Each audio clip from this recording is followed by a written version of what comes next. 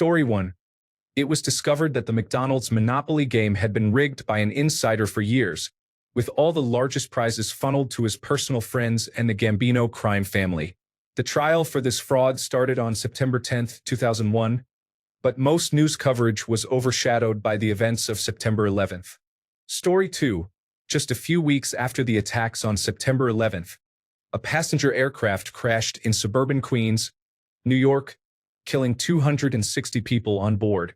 This event coincided with the aftermath of September 11th, so naturally, people assumed it was a second wave of attacks. Story 3. The killing of Henryk Sywiak was a murder that occurred in New York City on September 11th. The investigation was not conducted properly because law enforcement was diverted to the terrorist attacks. Story 4. The Chandra Levy disappearance and the subsequent media frenzy surrounding Gary Condit generated significant attention. Locally, there was a sizable earthquake on the evening of September 9th under Beverly Hills. Story 5. Paula Poundstone was arrested for alleged lewd acts and child abuse involving her 3 adoptive and 2 foster children, which was overlooked because of the events of September 11th, 2001. Story 6. All the warnings that September 11th was coming date back to as early as the Clinton years. In December 1998, the Central Intelligence Agency's Counterterrorist Center reported to President Bill Clinton that al-Qaeda was preparing for attacks in the United States that might include hijacking aircraft. In April 2001, Ahmad Shah Massoud, leader of the anti-Taliban Northern Alliance, asked for humanitarian aid for the people of Afghanistan. Massoud told the European Parliament that his intelligence agents had limited knowledge of a large-scale terrorist attack on U.S. soil being imminent. Massoud was assassinated by al-Qaeda 2 days before the September 11th attacks. On the same day, Vladimir Putin called President George W.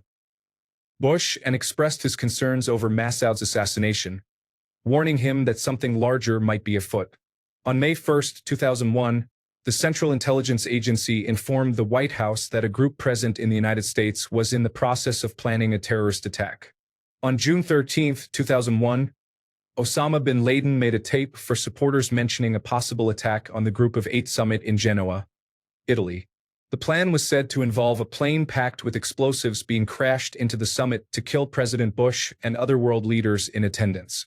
The president's daily brief on June 29, 2001, stated that the United States was not the target of a disinformation campaign by Osama bin Laden. The document reiterated evidence surrounding the threat, including an interview that month with a Middle Eastern journalist in which bin Laden's aides warned of a coming attack, as well as competitive pressures that the terrorist leader was feeling, given the number of Islamists being recruited for the separatist Russian region of Chechnya. The Central Intelligence Agency reiterated that the attacks were anticipated to be near-term and would have dramatic consequences. In July 2001, J. Cofer Black, CIA's counterterrorism chief, and George Tenet, CIA's director, met with Condoleezza Rice to inform her about communications intercepts and other top-secret intelligence showing the increasing likelihood that al-Qaeda would soon attack the United States. Rice listened but was unconvinced, having other priorities on which to focus. Secretary of Defense Donald Rumsfeld questioned the information, suggesting it was a deception meant to gauge the U.S. response. On the same day, FBI Special Agent Kenneth Williams sent a letter to FBI headquarters warning of suspects connected to al-Qaeda who were attending flight schools in Arizona and demanding further investigation. This document is known as the Phoenix Memo. On August 6, 2001, the president's daily briefing, titled Bin Laden Determined to Strike in U.S., warned that bin Laden was planning to exploit his operatives' access to the United States to mount a terrorist strike. Rice responded to the claims about the briefing in a statement before the September 11th Commission, stating that the brief was not prompted by any specific threat information and did not raise the possibility that terrorists might use airplanes as missiles. On August 23, 2001, Israeli intelligence provided the CIA with a list of 19 suspects living in the United States who were believed to be mounting an imminent attack. Only 4 of the names are known, but all belong to the eventual hijackers in the attacks. The head of the Algerian State Intelligence Service, General Mohammed Medine, went to the United States a few days before the September 11th attacks. He spoke of an imminent attack against the United States based on a secret memo sent on September 6 by Smain Lamari, the number 2 in the Algerian intelligence service at the time. Shortly after the attacks, only 2 civilian planes were authorized to take off. One carrying members of the Saudi royal family and associates of bin Laden, and the other bringing General Mohammed Medine to Algiers. The only shocking aspect of September 11th is that it was allowed to happen at all. Many discuss September 11th as an inside job, but the reality is that Bush and his administration were simply ineffective in their roles. Story 7: Metal Gear Solid 2 predicted social media and its effects on politics and society at large. A quote from the game: "Everyone withdraws into their own small gated community, afraid of a larger forum. They stay inside their little ponds, leaking whatever truth suits them into the growing cesspool of society. The different cardinal truths neither clash nor mesh. No one is invalidated, but nobody is right. Not even natural selection can take place here. The world is being engulfed in truth. And this is the way the world ends. Not with a bang, but a whimper." This quote accurately reflects the mess we are in today, and this was before Facebook or even MySpace existed. Story 8: Michael Jackson performed 2 shows in New York with his brothers on September 7th and September 10th. That is why I was in New York on September 11th. On September 15th, I boarded a plane to return home to Germany. Story 9: The day before September 11th, a government official announced they had lost several $1 trillion. They did not know where it went. It could be in my other genes. Then September 11th happened, and nobody ever talked about it again. I think he was referring to the Pentagon audit. Story 10: George Harrison's death occurred on November 29, 2001. It should have been huge news but ended as a footnote for that year. Story 11: I was working at a Staples that at the time used an AS400 system, which is Unix-based. Somehow, I managed to change the entire store network address to StoreGroovy instead of just my password. Needless to say, there was absolute chaos. Tills, virtual private network, phones, everything went down. I have no idea how I did it, but I completely disrupted operations. The sales manager told me to sort it out before leaving for the day. He and I didn't get along. I said, "You're the manager, manage." They tried to terminate my employment but failed. That's my 2001 mayhem story. Story 12: The 2001 crisis in Argentina was an economic, social, and political catastrophe caused by unsustainable external debt, a collapsed convertibility model, and years of corruption and adjustment. It ended with the country in default, the famous corralito that blocked savings, looting, and repression, resulting in 5 presidents in less than 2 weeks.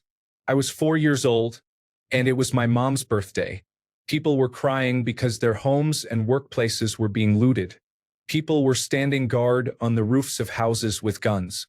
Story 13: The sequel to Forrest Gump was set to be approved, but the events of September 11th altered the course, and the project was never revived as it seemed inappropriate to pursue at that time. Story 14: McDonald's monopoly fraud came to light. Story 15: Aaliyah died in a plane crash just a couple of weeks prior. She was only 22. It is also infuriating because it was a completely preventable death. Story 16: The Enron collapse was well known, but its effects were not realized at the time. They manipulated financial records by hiding negative accounts in international banks, which were not easily visible to financial review boards like Arthur Andersen. They claimed everything was fine, but employees who were also shareholders knew that it was not. The selling of stocks and the collapse of a major corporation, caused by the actions of shareholders who understood the situation, are lessons still relevant today. As a result, corporations now prioritize shareholders over customers and their own employees.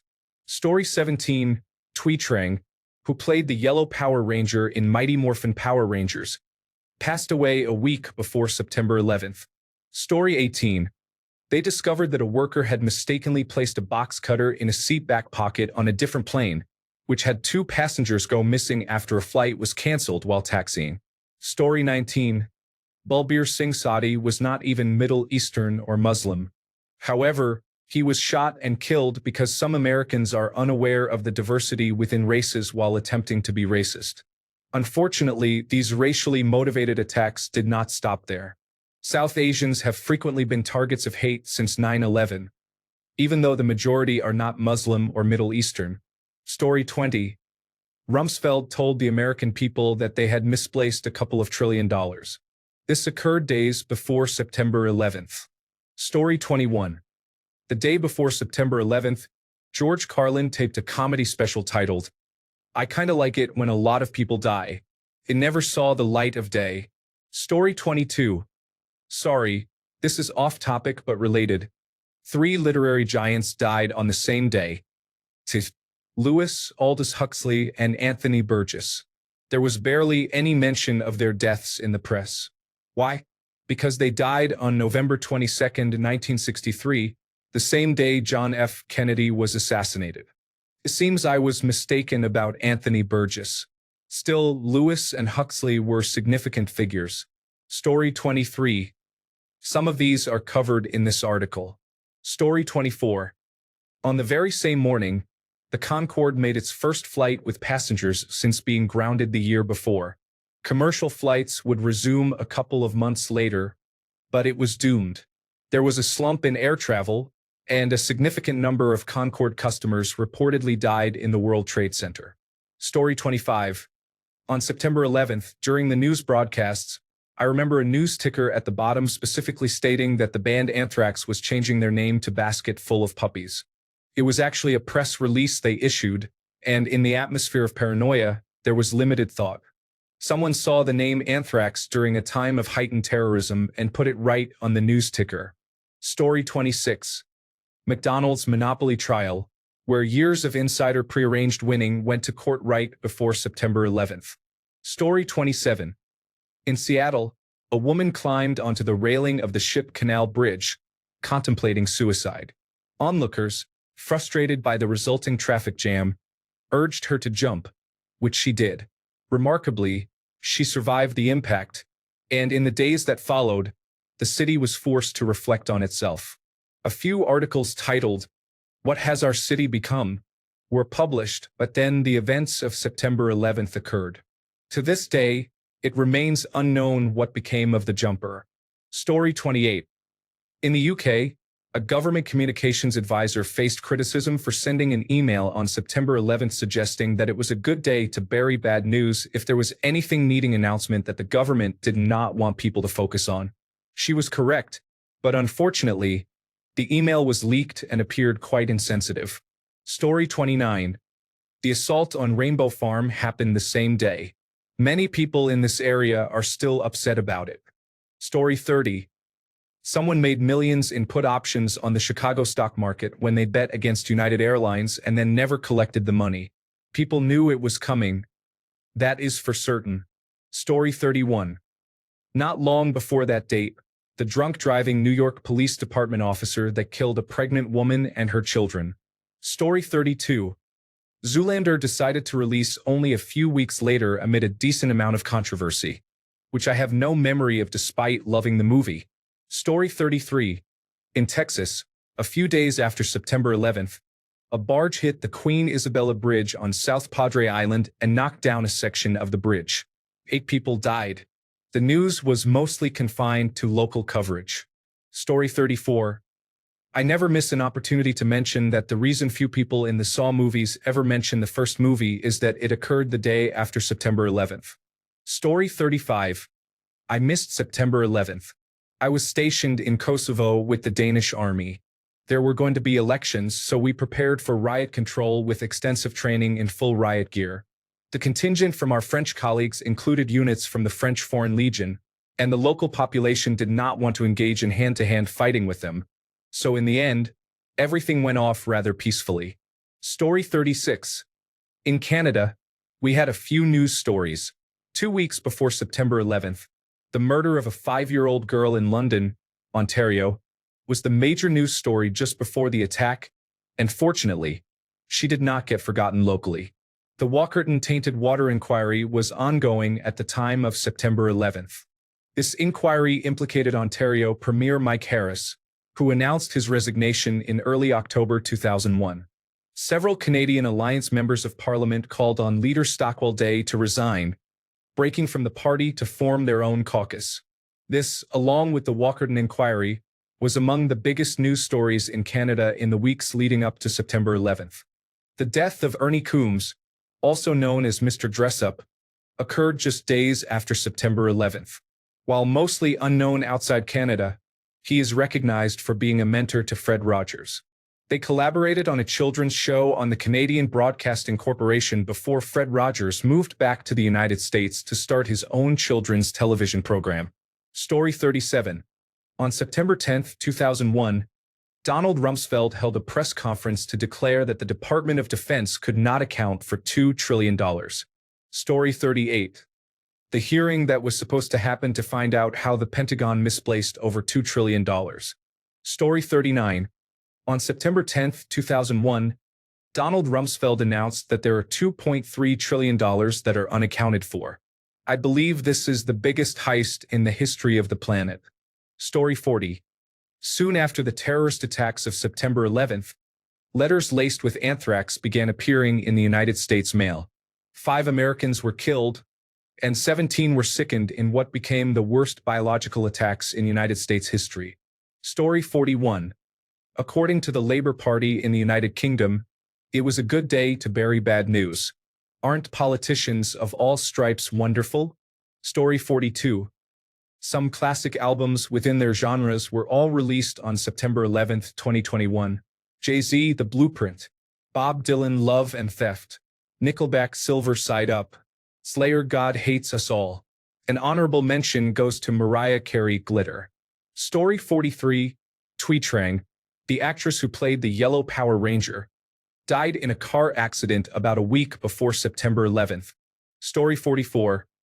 Ana Montes was arrested for espionage on behalf of Cuba while holding top positions in the United States Department of Defense for nearly 20 years.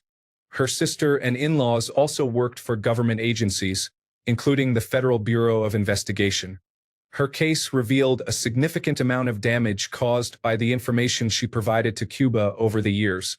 Despite the harm she inflicted and the lives lost as a result, she served only 20 years in prison and is currently free. Her arrest received minimal coverage in the news, occurring on September 21, 2001. Story 45. The South Padre Island Bridge was struck by barges and collapsed, resulting in fatalities. This incident occurred on September 15th. Almost unheard of, it did not receive significant media attention. In any other circumstances, it would have been as well known as the Maryland Bridge collapse. Story 46. Aaliyah was killed in a plane crash less than 2 weeks earlier. Additionally, a little-known 6th-round draft pick from Michigan State and second-year quarterback named Tom Brady started his first game for the New England Patriots when the starting quarterback Drew Bledsoe was injured. Thanks a bunch for sticking around till the end of the video. Remember to subscribe, and until next time, stay awesome and goodbye.